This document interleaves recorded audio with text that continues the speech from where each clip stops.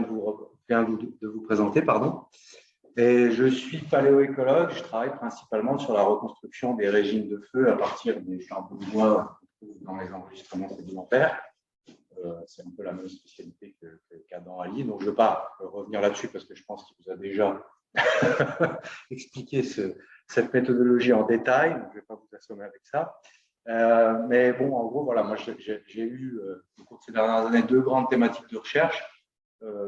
Une première qui est sur les interactions climat, environnement, société. Bon, c'est un peu, on peut présenter comme ça, mais parce que il y a 10-15 ans, en Europe occidentale, il y avait une grande question quand on travaillait sur les régimes de feu, c'était de savoir à partir de quel moment les sociétés et l'homme étaient devenus le facteur de contrôle principal de l'occurrence des feux, puisque le feu a été un outil de mise en valeur des milieux par les pratiques agro-pastorales depuis des milliers d'années pour ce qui concerne la France.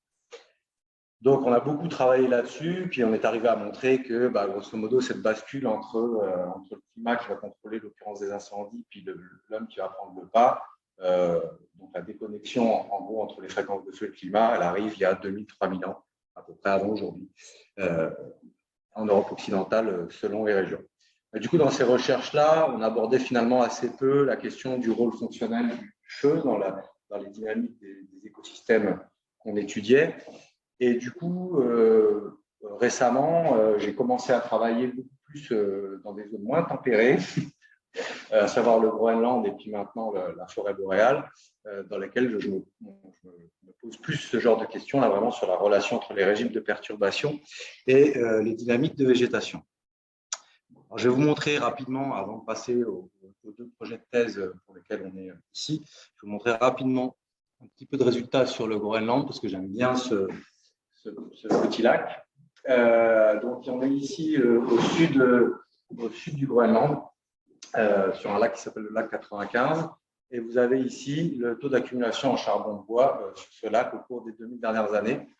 Alors, moi, j'aime bien cette série parce que c'est en termes de signal incendie, c'est la chose la plus contrastée que j'ai jamais pu faire. Et puis, c'est également, j'ai très rarement vu des charbons de cette taille et aussi bien conservé que dans cet enregistrement. Alors évidemment, quand on voit un pic pareil entre 800 et 1200 après les écrits, la première réaction de mes collègues archéologues, c'est voilà, ça c'est l'arrivée des Vikings, etc. Et donc c'est ce qu'on est allé vérifier un petit peu. Déjà, la première chose, c'est que chronologiquement, les Vikings, ils arrivent ici. Bon, la flèche est un peu décalée, à peu près autour de l'an 1000, un petit peu avant. Et donc, notre phase de feu, elle commence avant. Donc, déjà un premier indice. Le deuxième, c'est ce qu'on ne voit pas très bien sur la carte là, mais c'est que ce lac, c'est un lac, c'est un remote lake. Il est à 35 km de la ville viking, de l'épiscopat viking le plus proche. Et il n'y a aucun vestige archéologique connu autour de ce lac.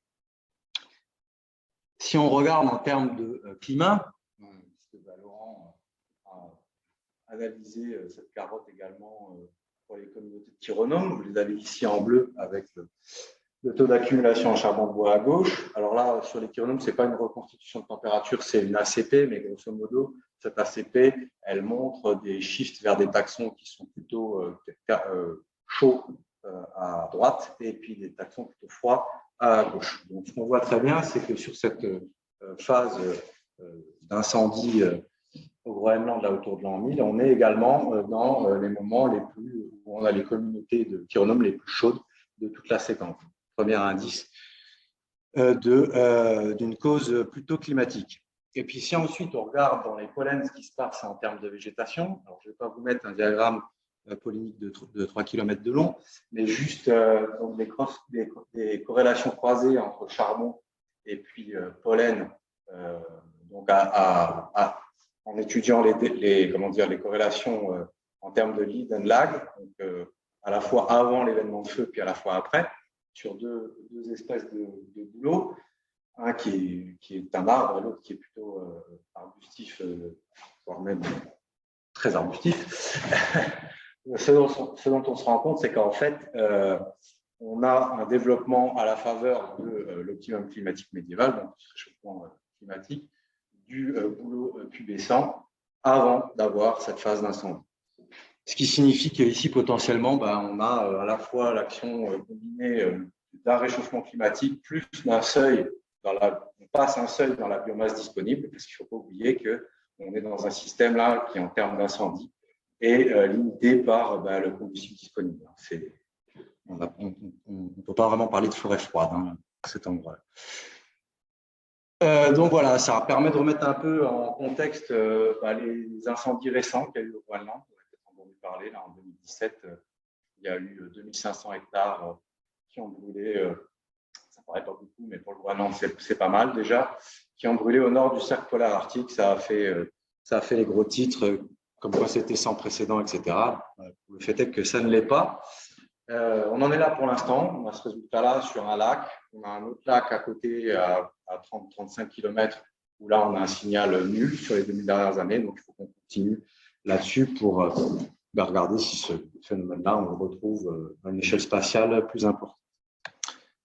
J'en viens maintenant, mais du coup, à la raison qui nous amène plus particulièrement ici, à travers deux projets de thèse. Le premier, c'est le projet de thèse de Jonathan Ben, qui est ici présent.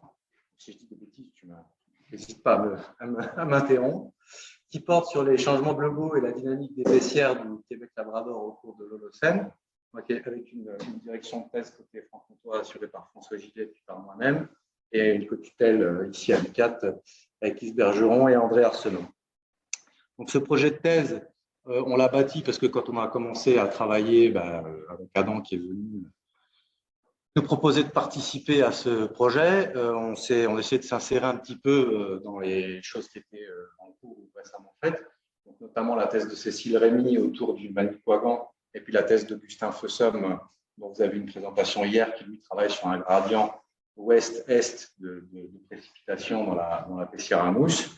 Nous, on s'est dit qu'on allait s'insérer là-dedans en travaillant sur un transect plutôt nord-sud, depuis le Saint-Laurent jusque sur la côte nord du Labrador, parce que ça rejoint un peu nos préoccupations de recherche qu'on a au Groenland, qui est quasiment juste en face. Voilà, donc ça a été l'objet d'une campagne de terrain en juillet 2019, au cours de laquelle on a prélevé 8 lacs. On travaille sur 5 lacs, ce sont des carottes courtes qui font 1 m, 1 m 20, on n'a pas surchargé de travail non plus. Et donc, il travaille à la reconstitution des régimes de feu avec les charbons, les dynamiques de végétation avec les pollens, et puis des températures estivales avec les pyromètres. Je vous montre rapidement des premiers résultats. Ici, je vous ai agrandi le point rouge, là, qui sont les résultats de ce premier lac qui s'appelle le lac Kili, qui est vraiment juste à l'est de Labrador City. Donc là, vous avez la biomasse brûlée, la fréquence des feux, la taille des feux reconstituée sur ce lac sur à peu près 6000 ans. On a des tendances qui sont somme toute assez similaires à ce qui se passe dans la région proche du Manicouagan, qu'on voit dans les travaux de Cécile Rémy, avec des fréquences d'incendie plus importantes pendant la fin de l'optimum climatique Holocène, une fréquence qui baisse pendant le glaciaire, et puis une augmentation de la fréquence des feux qui est assez continue depuis le petit âge glaciaire, y compris dans l'actuel, puisqu'on est dans une zone qui a connu un des plus gros feux de forêt du Labrador ces dernières années. En 2013, c'est 27 000 hectares, si je ne dis pas de bêtises, qui sont partis en fumée, notamment autour du lac. Ce qu'on observe aussi sur le récent, c'est une augmentation de la taille des feux et une augmentation des pourcentages de Pinus banksiana dans le diagramme polémique, donc au cours des 3 derniers siècles. Et si on met ça en perspective avec le transect que Jonathan étudie, on a maintenant des premiers résultats sur ce lac sur la côte nord, où là on est dans la toundra forestière, et où on a une tendance qui est complètement inverse, c'est-à-dire que là il y a eu 8000 ans ou 9000 ans d'enregistrement, et on n'a pas un seul feu avant à peu près 4000 kbp. C'est-à-dire pas avant qu'on ait un développement un peu maximal de Picea mariana dans le secteur. Et puis enfin, donc le deuxième projet sur lequel on travaille, c'est le projet de thèse de Milva Druguet, qui est ici présente, qui porte sur les épidémies d'insectes et les régimes de feu au Québec, en essayant de croiser de l'approche paléoécologique un peu classique, comme je viens de vous présenter, avec de l'ADN sédimentaire pour détecter l'ator d'eau.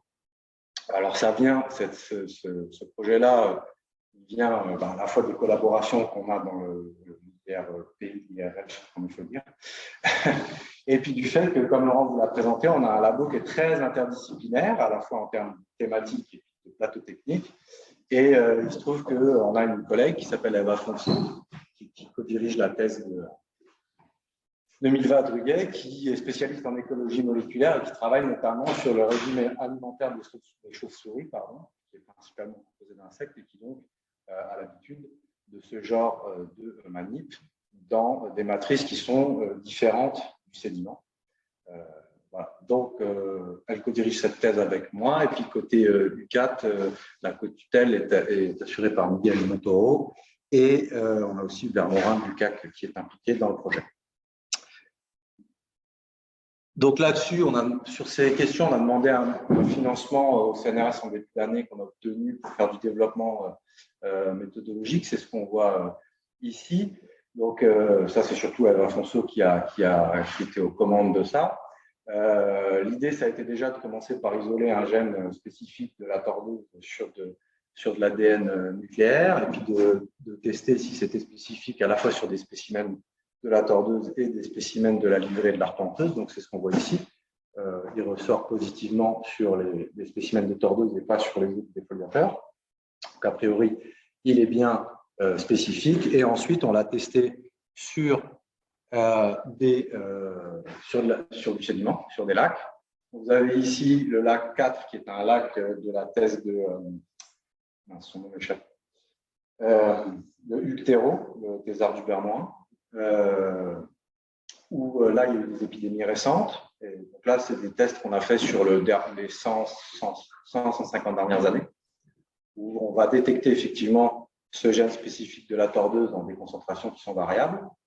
Et puis, on a testé sur un lac qui est entre Bécomo et puis le Manicouagan, à la limite Sapinière-Pessière-Mousse, où il n'y a pas d'infestation récente a priori. Et là, on a un signal 0. Donc, l'idée maintenant, c'est de continuer à développer ce protocole et cette méthode dans la thèse de Milva, avec une approche plutôt spatiale, c'est-à-dire qu'on va essayer de sélectionner, je pense, une dizaine de lacs dans des zones clés du Québec, enfin, des zones clés pour la compréhension des interactions feu-épidémie. Et donc d'avoir une approche, donc on va essayer plutôt de multiplier les sites et d'avoir une approche temporelle, pas sur tout l'Holocène, mais sur 1000-1500 ans, ce qui sera déjà beau si on y arrive, qui nous permettent de couvrir un cycle de remonter jusqu'à l'optimum climatique médiéval, donc d'avoir